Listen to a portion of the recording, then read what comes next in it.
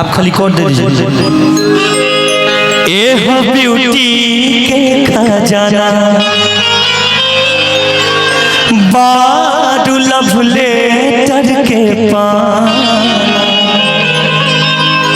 ए हो ब्यूटी के खजाना बाडू लव लेटर के पाना, मन वाला के नहीं तो से दीदार भइल बा। ए जान हो तोहरा से प्यार भइल बा। तनी सलोनी जी याद करो उस बगिया को जिसमें आपका दिल तोड़ा था। वो बगिया याद कैला के बाद देखिए कितना सैड सॉन्ग फील आवेला। ए हो ब्यूटी के खजाना बाडू लव लेटर के पाना, मन वाला के नहीं तो से दीदार भइल बा। ए जान हो तोहरा से प्यार भइल बा। ए जान हो तोहरा से प्यार भइल बा। ए हो ब्यूटी के खजाना बाडू लव लेटर के पाना, ए हो ब्यूटी के खजाना बाडू लव लेटर के पाना, मन वाला के नहीं जब से दीदार भइल बा। ए जान हो तोहरा से प्यार भइल बा। ए जान हो सच हो के प्यार भइल बा।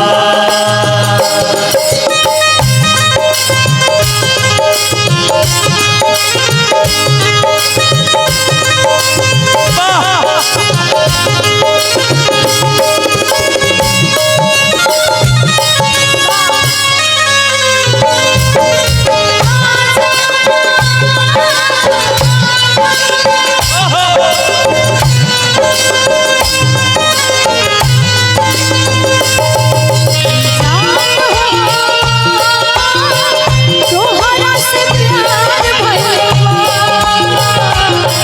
ए जान हो तोहरा से प्यार भइल बा। जिंदगी सवार गई प्यार तोहर पाके,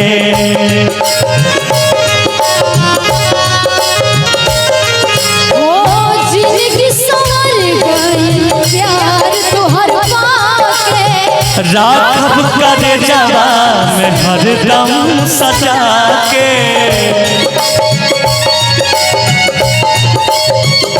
सुनी ना सलोनी जी आपके लिए एक बात कहना है। जिंदगी सवार गई प्यार तोहर पाके, राखब करे जवा से हरदम सजा के। पहिला मेरी केहू पे एतबार भइल बा। पहिला बेरी के हुआ पे एतबार भइल बा। ए जान हो तोहरा से प्यार भइल बा। ए जान हो सच हो के प्यार भइल बा।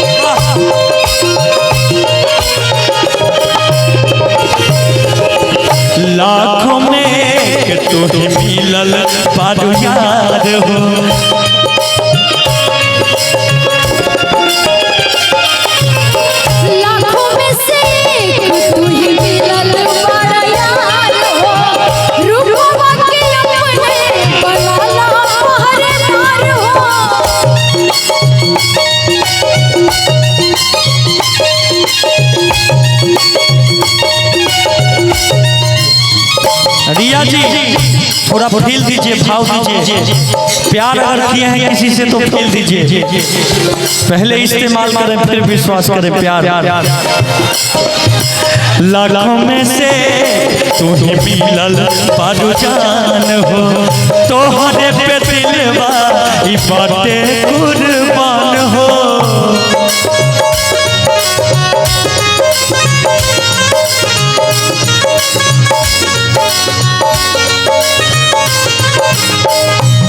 अखिया अखिया ही बतिया करार भइल बा। सुनिए, लेकिन ये बात हम भी कहना चाहते हैं आपसे। अखियां अखियां में दिलवा करार भइल बा। ए जान हो तोहरा से प्यार भइल बा।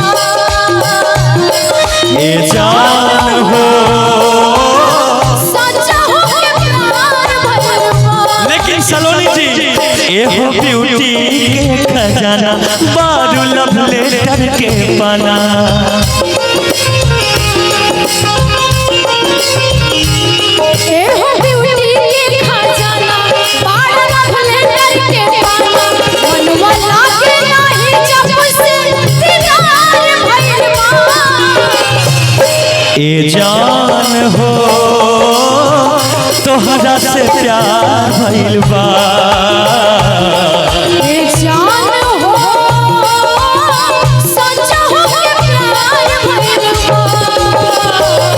ए जान हो तोहरा से प्यार भइल बा।